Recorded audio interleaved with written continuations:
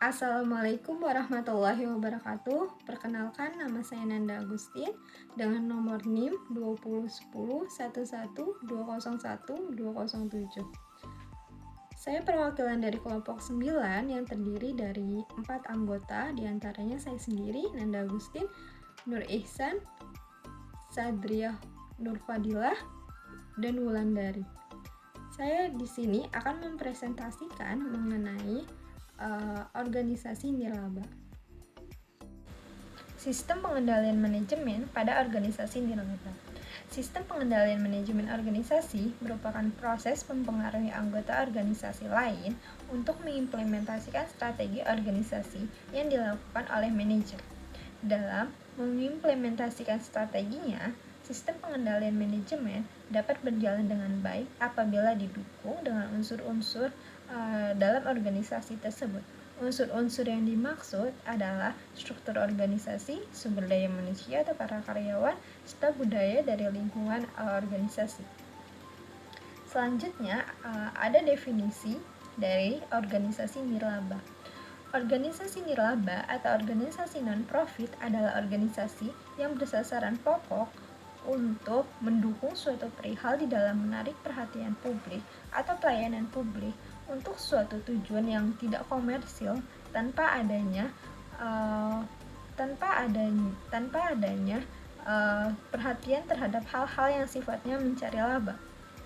Organisasi nirlaba meliputi rumah peribadatan, sekolah negeri, yayasan, dan lain-lainnya.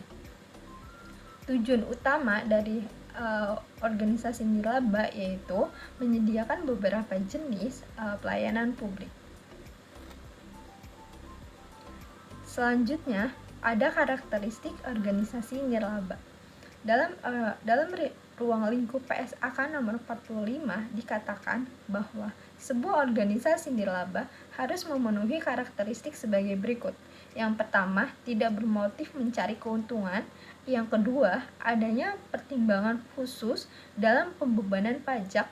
Yang ketiga, adanya kecenderungan berorientasi semata-mata pada pelayanan.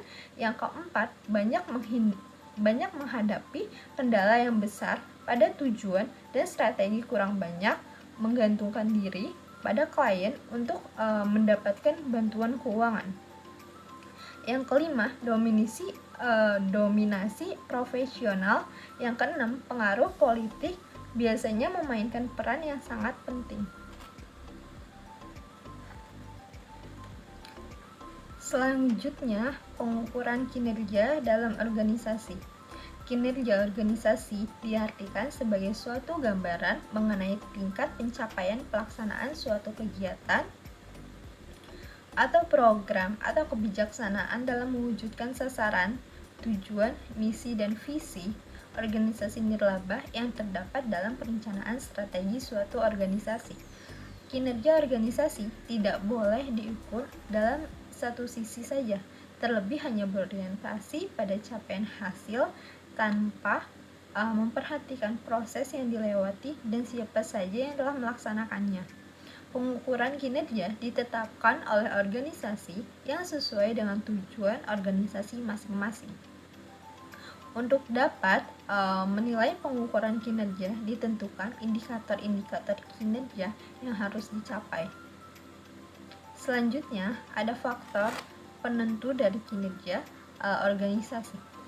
Yang pertama, ada faktor personal atau individu, meliputi pengetahuan, skill, kepercayaan diri, motivasi, dan komitmen yang dimiliki oleh setiap individu. Faktor yang kedua, ada faktor kepemimpinan, meliputi kualitas dalam memberikan dorongan semangat, arahan dan dukungan yang diberikan oleh manajer atau pemimpin organisasi. Faktor yang ketiga, ada faktor tim, meliputi kualitas dan semangat yang diberikan oleh rekan dalam satu tim, kepercayaan terhadap sesama anggota tim, kekompakan, dan keeratan anggota tim. Faktor yang keempat, ada faktor sistem, meliputi sistem kerja, fasilitas kerja atau infrastruktur yang diberikan oleh organisasi, proses organisasi, dan kultur kinerja organisasi. Faktor yang terakhir ada faktor kontekstual atau situasional meliputi tekanan dan perubahan lingkungan eksternal dan internal organisasi. Perkenalkan, nama saya Wulandari. Saya akan melanjutkan pembahasan yang sebelumnya sudah dijelaskan oleh Nanda Agustin. Selanjutnya ada pendapatan organisasi nirlaba. Secara umum, bila dilihat dari ada atau tidaknya pembatasan penyumbang, maka jenis pendapatan organisasi nirlaba dapat dibagi menjadi 3 kategori. Yang pertama, tidak terikat. Yang kedua, terikat secara permanen. Yang ketiga, terikat temporer. Nah, selanjutnya di sini ada pembahasan dari 3 kategori tersebut.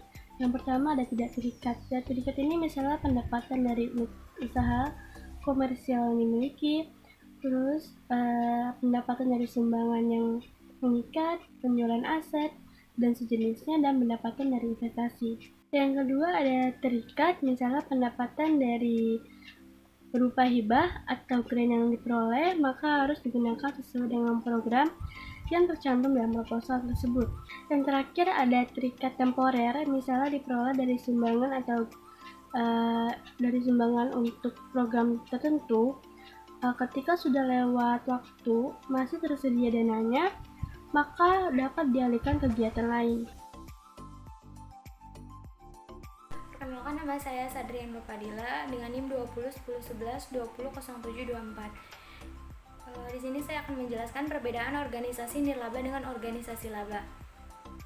Pada organisasi nirlaba, kepemilikannya tidak jelas dan tidak dapat dialihkan, sedangkan pada organisasi laba kepemilikannya jelas. Dalam sumber pendanaan, organisasi nirlaba pendanaannya dari donatur, sedangkan organisasi laba modal sendiri, penerbitan saham dan obligasi, utang bank, penjualan aktiva, dan lain sebagainya. Dalam penyebaran tanggung jawab, organisasi nirlaba sulit dilakukan, sedangkan organisasi laba ada dewan komisaris yang memilih direktur pelaksana. Pada orientasi, organisasi nirlaba tidak berorientasi pada laba, sedangkan organisasi laba berorientasi pada laba atau keuntungan. Kemudian ada istilah dari organisasi nirlaba. Yang pertama ada pembatasan permanen, yang kedua ada pembatasan temporer, yang ketiga ada sumbangan terikat, dan yang keempat ada sumbangan tidak terikat. Selanjutnya ada standar akuntansi organisasi nirlaba. Organisasi nirlaba sering diidentifikasikan dengan organisasi pemerintahan atau organisasi sektor publik, misalkan rumah sakit, yayasan, dan universitas. Di Indonesia, standar akuntansinya mengacu pada PSAK 45 atau SAK etap. IPSAS relatif sedikit diterapkan pada organisasi nirlaba, banyak diadopsi dalam PSAP.